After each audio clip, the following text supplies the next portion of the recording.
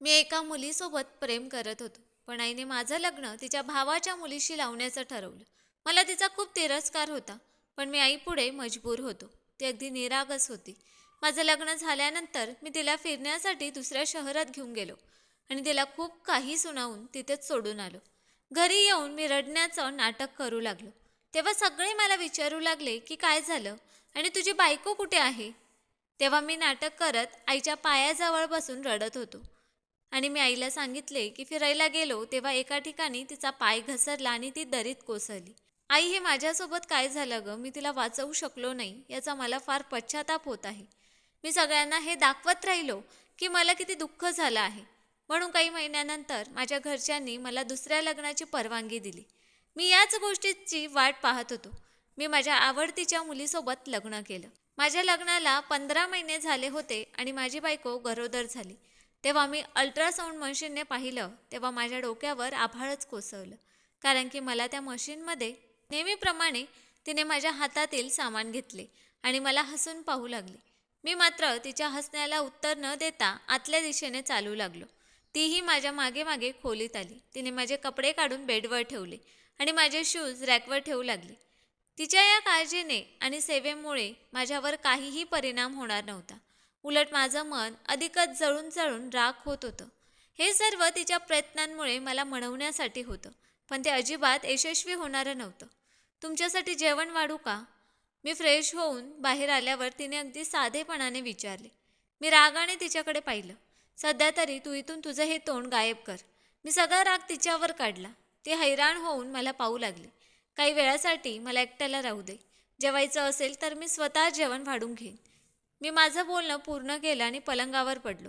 ती काही वेळ हैराण होऊन मला पाहत उभी राहिली आणि मग शांतपणे बाहेर निघून गेली. मला माहीत होतं की आता ती कोणत्या तरी कोपऱ्यात जाऊन अश्रू गाळत बसेल, परंतु माझ्या मनात तिच्या विरुद्ध इतका तिरस्कार होता की तिचा तो दुःखी चेहरा, तिच्या डोळ्यातील अश्रू याने मला काहीच फरक पडत नव्हता. माझं नाव राहुल आहे. माझ्या आईवडिलांचा स्वतःचा व्यवसाय होता. शहराच्या मधोमध त्यांचं मोठं कपड्यांचं दुकान होतं. बाबांनी कामाला 2-3 माणसं ठेवली होती. माझं कॉलेज पूर्ण झालं तेव्हा बाबांनी माझं काहीच ऐकलं नाही आणि मला त्यांच्या दुकानात त्यांच्यासोबत घेऊन जाऊ लागले.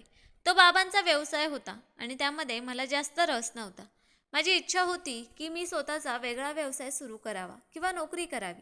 परंतु बाबा माझ्या नोकरीच्या पूर्ण विरोधात होते. त्यांचं म्हणणं होतं की नोकरी करून कोणाची गुलामी करण्यापेक्षा स्वतःच्या व्यवसायाकडे लक्ष देणं चांगलं आहे. जर तुला हा कपड्यांचा व्यवसाय आवडत नसेल तर दुसरा कोणताही चांगला व्यवसाय करण्याबद्दल विचार कर. मी आधीच व्यवसाय करण्याबद्दल विचार केला होता, परंतु सध्या तरी माझ्याजवळ भांडवलाची कमतरता होती आणि जेव्हापर्यंत मला अनुभव मिळणार नव्हता तेव्हापर्यंत बाबा मला भांडवल देणार नव्हते. त्यांचं म्हणणं होतं की आधी थोडं काम करून अनुभव मिळव, कारण त्यांची इच्छा नव्हती की मी त्यांच्या मेहनतीने कमावलेला पैसा कोणत्याही व्यवसायामध्ये गुंतवून वाया घालवावा. बाबांची इच्छा होती की त्यांनी मला व्यवसायातील सर्व बारीक सारीक युक्त्या शिकवाव्यात. तशीच आईला माझ्या डोक्याला बाशिंग बांधण्याची घाई होती. आता मला बाबांच्या दुकानात जाऊन 6 महिने झाले होते की आईने माझ्या लग्नाचा हट्ट धरला. मी देखील माझ्या आवडतीच्या मुलीचं नाव त्वरित आईला सांगितलं. माही आमच्या परिसरात राहायची. मी मनापासून तिच्यावर खूप प्रेम करायचो. 10वीची परीक्षा तिने माझ्यासोबतच दिली होती. आता 1 वर्षापासून ती घरीच बसलेली होती. मी कॉलेजला जाताना आणि येताना ती त्यांच्या घराच्या दारात उभी असायची. मला समजलं होतं की ती माझीच वाट पाहत आहे. मला देखील तिची सवय लागली होती. जेव्हा कधी ती दारात उभी नसायची तेव्हा मी बेचैन व्हायचो. तिचा दुधासारखा गोरा रंग आणि चेहऱ्यावरचा प्रेमळ हसू पाहून मी तिच्यावर अगदी फिदा झालो होतो. मी तिच्याशी बोलण्याचा प्रयत्न केला तेव्हा तिने देखील प्रेमाने माझ्या बोलण्याचं उत्तर दिलं, ज्यामुळे माझं मन अगदी आनंदित झालं. अशा प्रकारे आमचं बोलणं सुरू झालं. काही महिन्यातच आमचं बोलणं इतकं वाढलं की आमची मैत्री प्रेमात रूपांतरित झाली. मी तिला रोज पाहायचो आणि ती देखील माझ्या प्रतीक्षेत अगदी बेचैन असायची. मी तिला वचन दिलं होतं की मी तुझ्याशीच लग्न करेन. तिची आई आमच्या घरी येत जात असायची आणि तिच्या आईची माझ्या आईशी मैत्री होती. त्यामुळे मला पूर्ण विश्वास होता की आई आमच्या लग्नाला विरोध करणार नाही आणि आमचं लग्न अगदी आरामात होईल. म्हणून मी निर्धास्तपणे आईसमोर तिचं नाव घेतलं. परंतु आईने माझ्या आणि माहीच्या लग्नाला सरळ नकार दिला. हे लग्न होऊ शकत नाही. तिची आई खूपच चालाक आहे आणि माईलाही मी व्यवस्थित ओळखते. तिची जीभ देखील अगदी धारदार आहे. खूप तिखट आणि आगाऊ मुलगी आहे ती. मी तिला माझ्या घराची सूनबाई करणार नाही. मी माझ्या एकुलता एक मुलाला इतक्या सहजपणे दुसऱ्या हातात देऊ शकत नाही. आईचं बोलणं ऐकून मी अगदी हैराण झालो. माईबद्दलचं आईचं मत ऐकून मी निराश झालो होतो. माई कितीही चालाक आणि हुशार असली तरी मी कुठे मूर्ख होतो की दुसऱ्या दिवशी तिच्या इशाऱ्यावर नाचायला लागेल आणि माझ्या आईला घरातून हाकलून देईन. मी आईला समजावण्याचा खूप प्रयत्न केला की मी माहीला माझ्या मुठीत ठेवेन, माझ्या नियंत्रणात ठेवेन आणि तुला या घरात तुझं स्थान कायम राखेन. परंतु ती आईच काय जी माझं बोलणं ऐकेल. आईने पक्क ठरवलं होतं की ती माझं लग्न तिच्या भावाच्या मुलीशी लावून देईल. आईच्या भावाचा मृत्यू होऊन काही वर्ष झाली होती. मामीने खूप मेहनत करून स्वतःच्या मुलांचा सांभाळ केला होता. मला माहीत होतं की आई देखील त्यांना खूप मदत करत होती, कारण माझ्या वडिलांची कमाई खूप चांगली होती. त्यामुळे आई त्यांना महिन्याचा खर्च, वाणसामान वगैरे सगळं पुरवायची. मामाची मुलं शिकत होती आणि पल्लवी त्यांच्यातील मोठी होती. तिने कदाचित आता 12वीची परीक्षा दिली होती. ती माझ्यापेक्षा 5 वर्षांनी लहान होती. मला त्या गरीब पोरक्या मुलीशी लग्न करण्याची अजिबात इच्छा नव्हती. मला माईसारखी चंचल मुलगी हवी होती. पल्लवी तशी नव्हती. ती शांतपणे मान खाली घालून तिच्या कामांमध्ये व्यस्त असायची आणि फक्त हां हं असं उत्तर देत होती. ती एकदम शांत स्वभावाची मुलगी होती, जी नेहमीच तिच्या अभ्यासात व्यस्त असायची. तिला आजूबाजूच्या जगाची काहीच पर्वा नव्हती.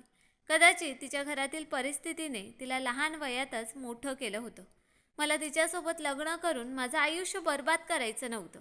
मला माझ्या आवडीच्या मुलीशीच लग्न करायचं होतं. मी ठरवलं होतं की यासाठी मला आईसोबतच काय, पण पूर्ण जगासोबत लढावं लागलं तरी मी लढेन. राहुल, तुझ्या मामीने आयुष्यभर खूप दुःख सहन केले आहेत.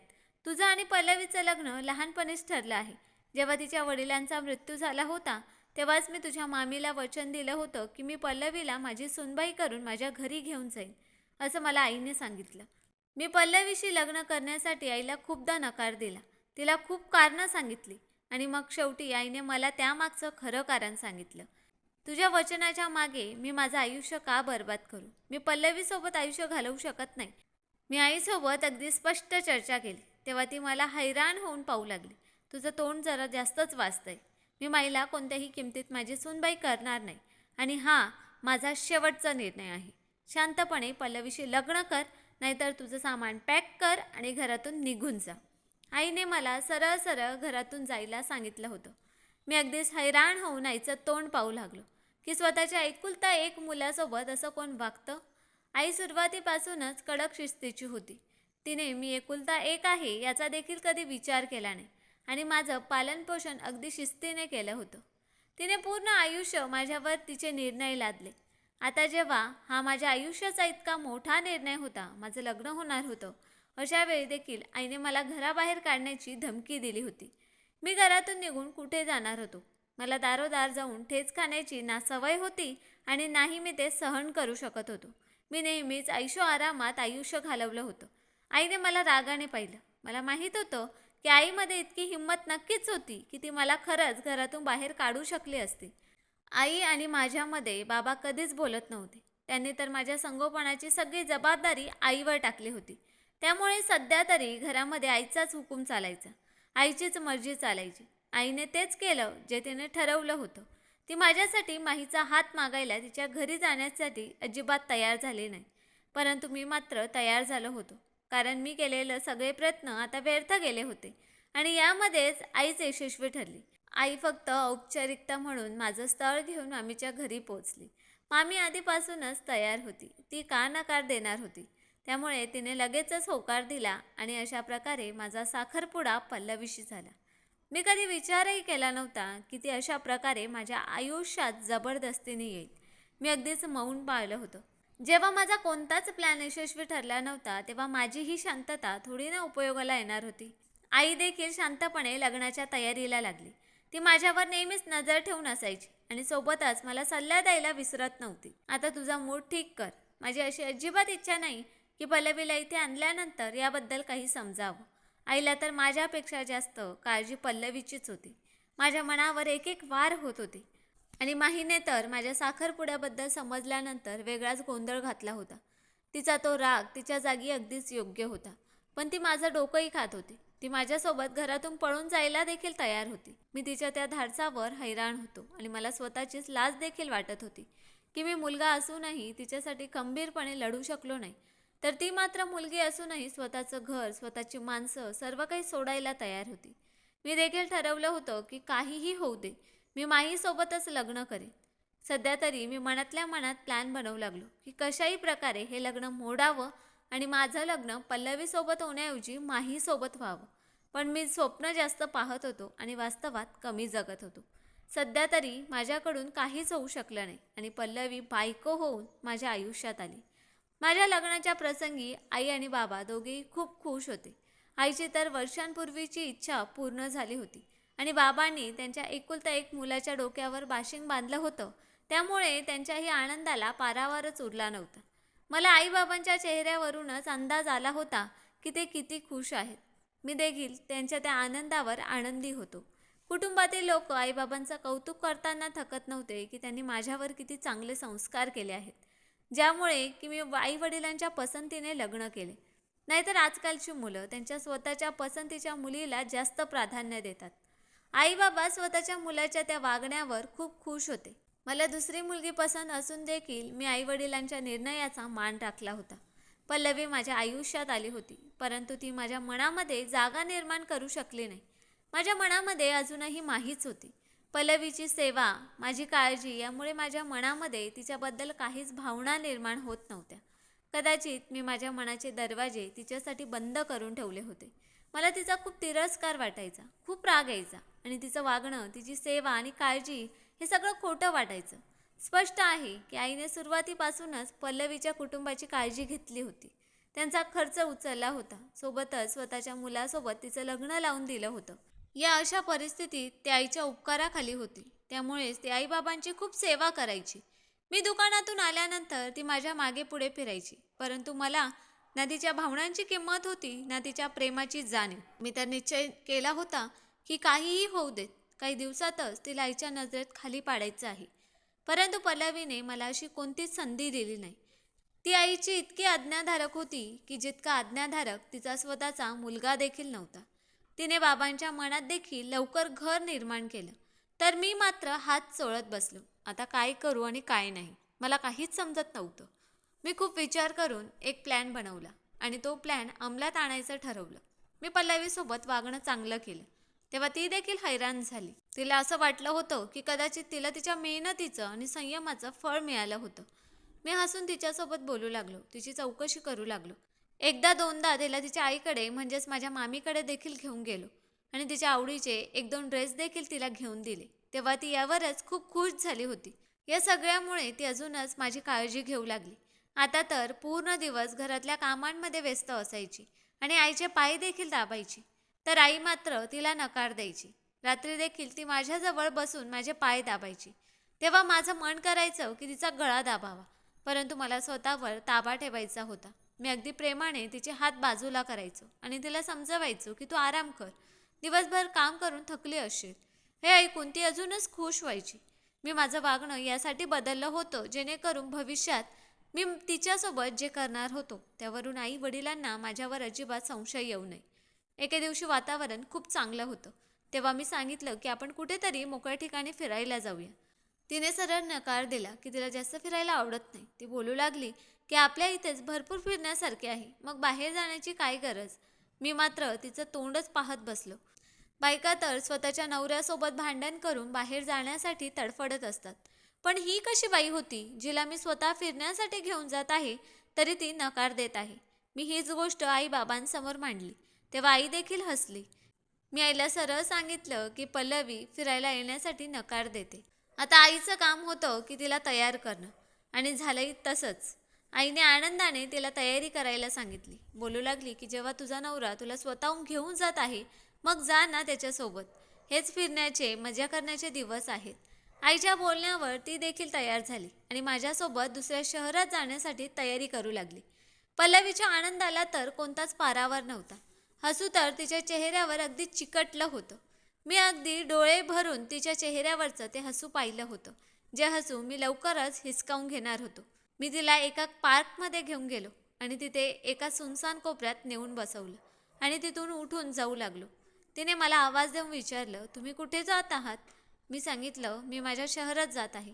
तू या शहरात कुठेतरी हरवून जा आणि पुन्हा परत तुझं तोंड मला दाखवू नकोस. ती हैराणीने माझ्याकडे पाहू लागली. कदाचित तिला असं वाटत होतं की मी तिच्यासोबत मस्करी करत आहे, परंतु मी मस्करी करत नव्हतो.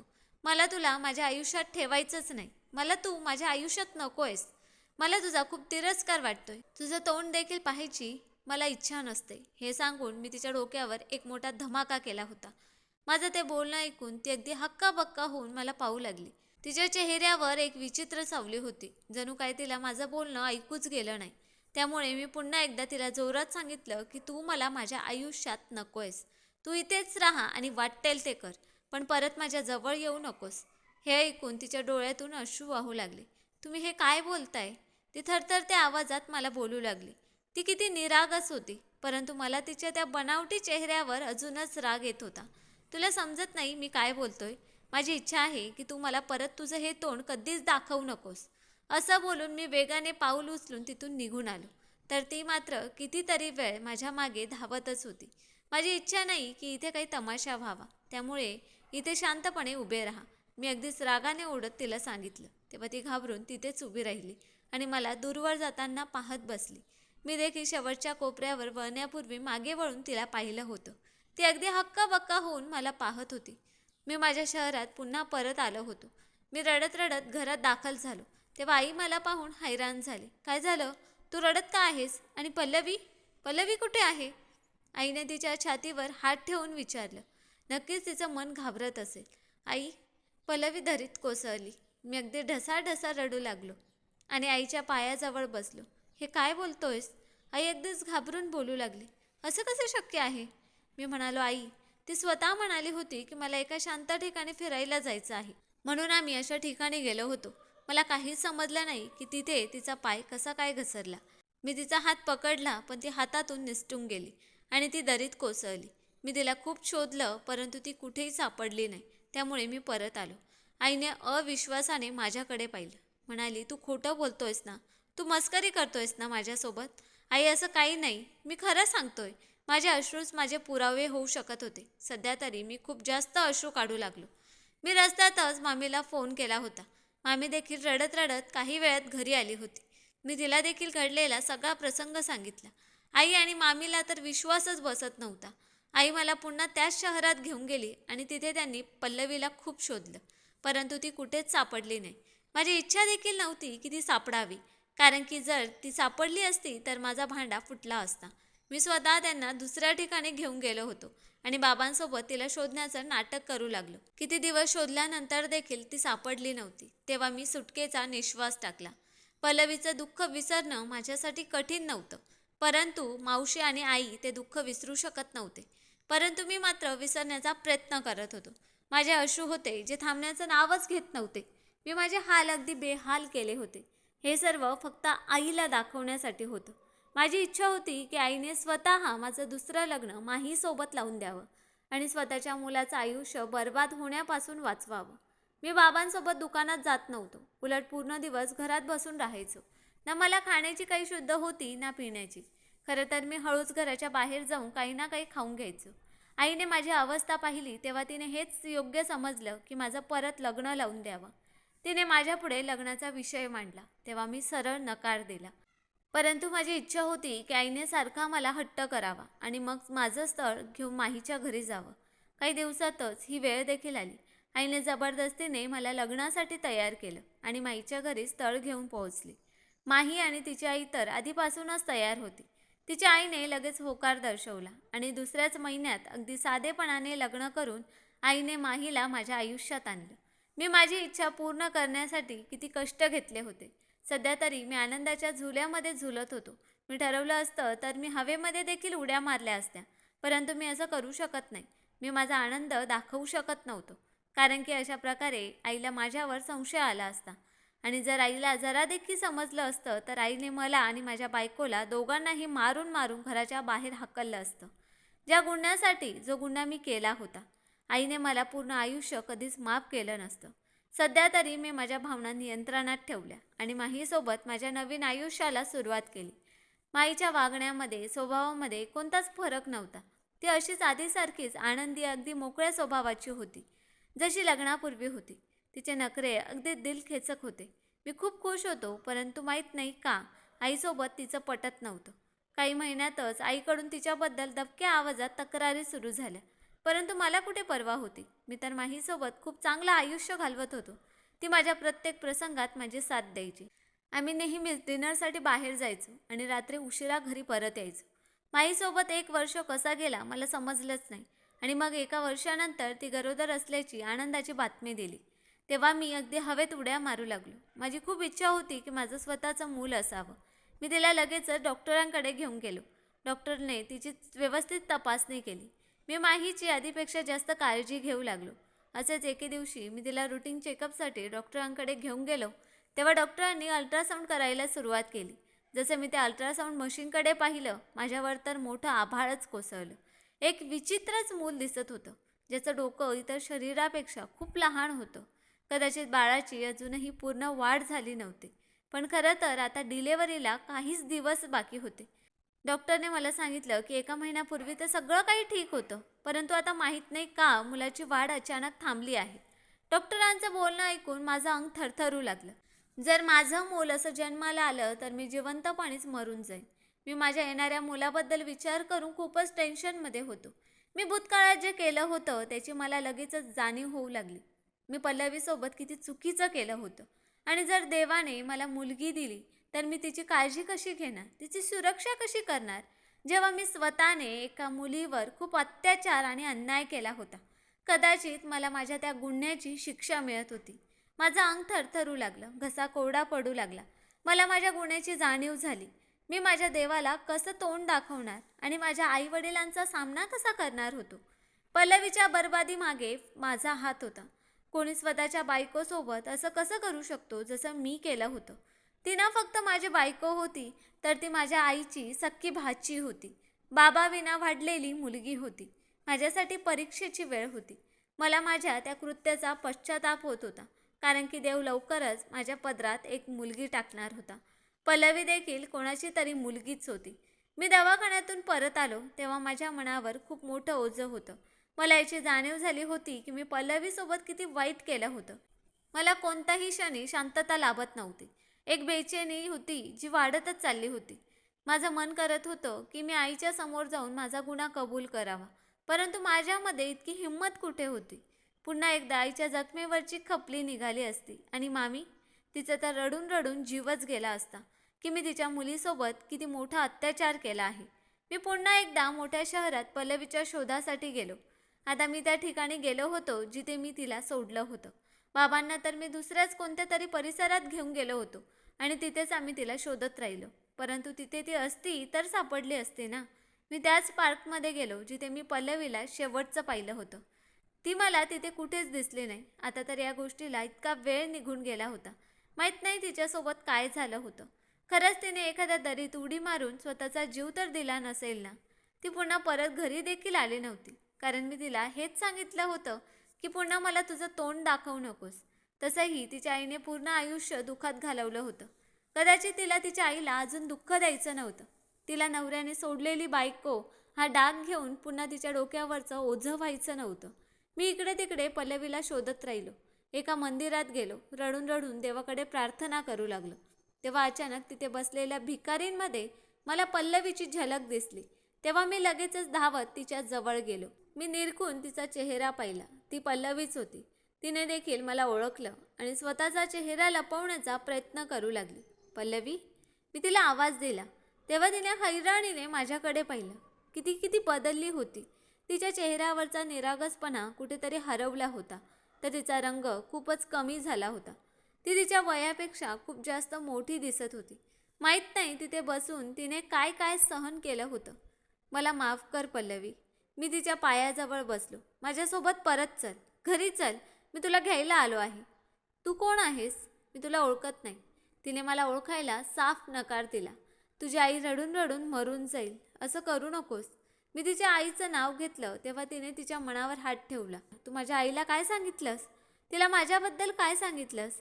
मी तिला सांगितलं की तू आता या जगात राहिली नाहीस. अच्छा, मग ठीक आहे. तिला याच दारात जगू देत.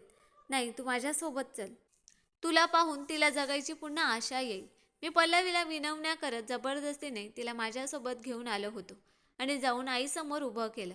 आई तर एका क्षणाला तिला ओळखू शकली नाही. जेव्हा दुसऱ्या क्षणी तिला ओळखलं तेव्हा आईने तिला अगदी घट्ट मिठी मारली. आई आणि पल्लवी दोघे मिळून इतक्या रडल्या की यामुळे माझ्या देखील डोळ्यात अश्रू आले. मला माफ कर आई. मी आईच्या पायाजवळ बसलो तेव्हा आईने मला धक्का देऊन लांब ढकललं. पल्लवी तर अजूनही काही बोलली नव्हती. मीच आईला आणि मामीला सर्व काही खरं खरं सांगितलं.